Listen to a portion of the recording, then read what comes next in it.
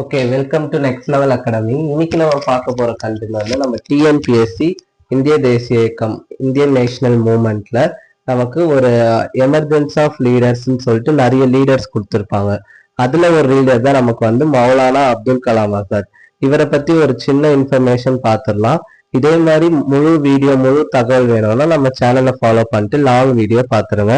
Okay, Maulana Abdul Kalam Azad வந்து November 11 1888 வந்து born ஆகுறாரு. அந்த நவம்பர் 11 தான் நம்ம கண்ட்ரியில நேஷனல் எஜுகேஷன் டேவா கொண்டாடுறோம். இவரோட பர்த்டே தான் நம்ம கண்ட்ரியில நேஷனல் எஜுகேஷன் டேவா கொண்டாடிட்டு வரோம்.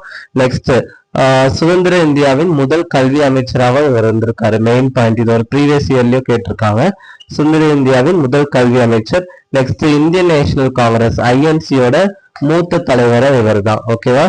Next, November 11 born date national education டேவா கொண்டாடுறாங்க, அவரோட பர்த் ஆனிவர்சரி. அடுத்து அவரோட நியூஸ் பேப்பர் சல்லிலால் ஹல்பலக் 1912. இது வந்து இந்து முஸ்லீம் யூனிட்டி, இந்துக்கும் முஸ்லீமுக்கும் உள்ள யுனைட்டியை பத்தி பேசுறதுக்காக இது ரெண்டுத்தையும் எழுதியிருப்பாரு. ஆனா பிரிட்டிஷ் வந்து இந்த ரெண்டு நியூஸ் பேப்பரையும் முடக்கியிருப்பாங்க.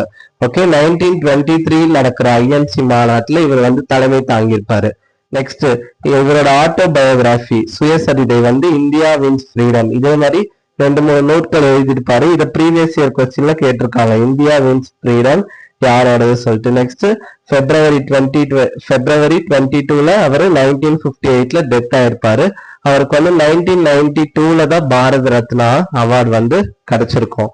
இதே மாதிரி உங்களுக்கான கொஸ்டின் கமெண்ட்ல நம்மளோட காமராஜர் வந்து எப்போ பாரத ரத்னா அவார்டு வந்து கொடுத்துருக்காங்கன்னு சொல்லிட்டு கமெண்ட் பண்ணிடுங்க. இதே மாதிரி டிஎன்பிஎஸ்சிக்கு இம்பார்ட்டன்ஸான நோட்ஸ் வந்து நம்ம சேனல்ல போடுவாங்க. அதுக்கு நீங்க நம்ம சேனலை ஃபாலோ பண்ணி சப்ஸ்கிரைப் பண்ணிக்கோங்க. தேங்க்யூ.